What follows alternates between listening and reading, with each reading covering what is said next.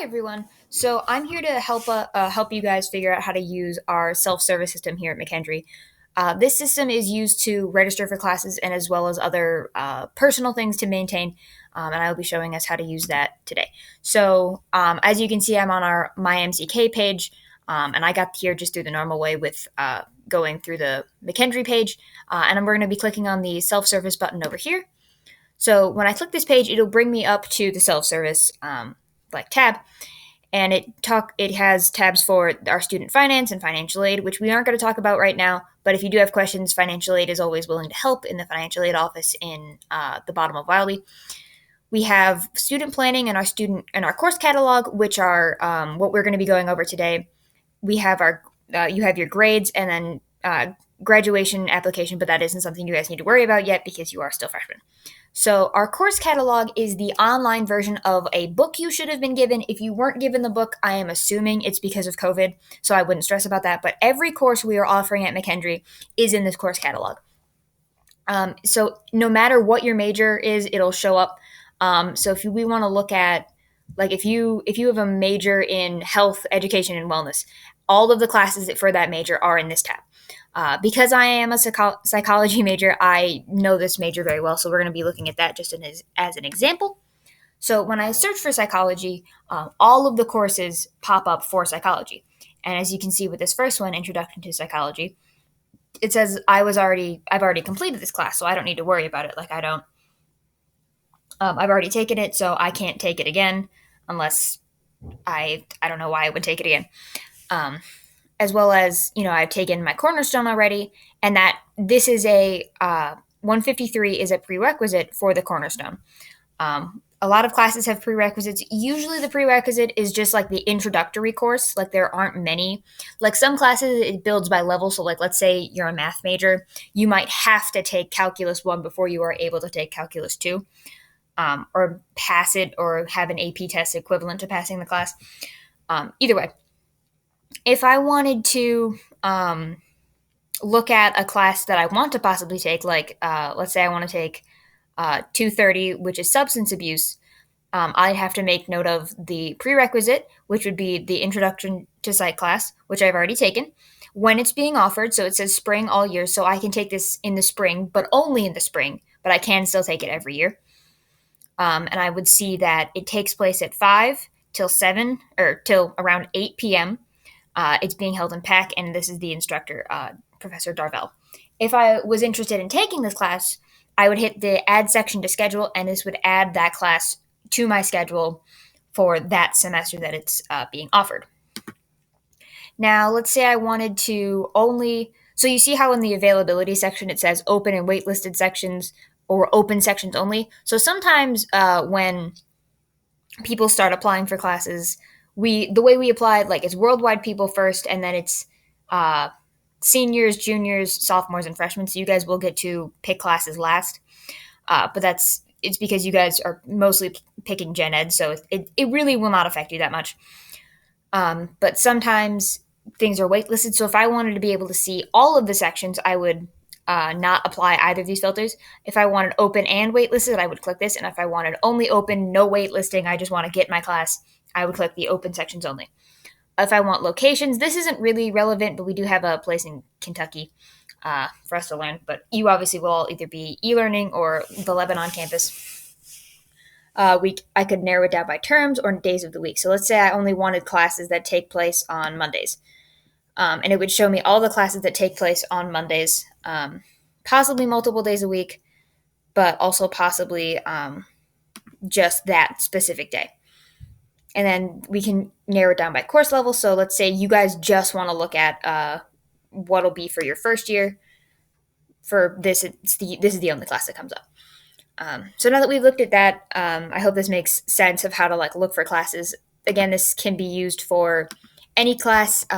So like if you know you need to take a politics class, you could look up politics, and it would show up that these are the politics classes we need to take. And if we want to just get the prerequisite class, we would click first year, and it would show honors American politics and then regular American politics, which you guys should have to take in order to graduate, of course.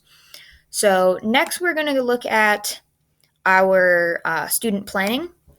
So there's a couple things in student planning that I want to make note of. So student planning also, first of all, shows your like schedule for the current semester. So if you ever like forget, and sometimes you have multiple like you have half semester courses, so that would be helpful to look here to see when it meets and what time and all that. If I want to look at my progress, this is more useful to me than it is to you guys currently, but it is still something to look at and be aware of.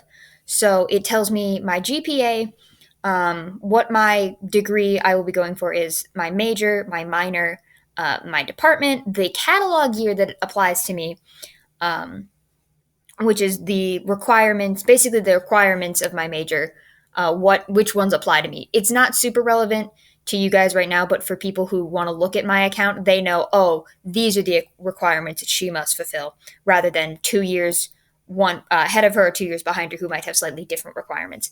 It shows me the class, like how far along I am in completing everything, the total credits I have. The lighter one is in progress credits. The darker one is completed already. It shows me the options for, like, I need to take one writing intensive class. No, take two. Sorry, take two writing intensive courses, and I currently already have one in progress, so that's what that is. I've already completed an English class, a speech class, a fine arts class, and a math class, or I have a math class in progress. There is, for courses that I haven't started yet, it can show me a long list of all the classes that I could take. So I need to take one literature course. And these are all the classes that would fulfill that requirement. So I get a nice list. So let's say I'm interested in um, gender and literature, let's say. So I could click on that, and it would take me directly to that class so that I could find out more about it. There are no prerequisites. It happens in the spring every year. Boudreaux teaches it. 25 people can be in the class. It happens Tuesday, Thursdays from 2 p.m. to 3:20 p.m. So that's what that'll help you guys find out.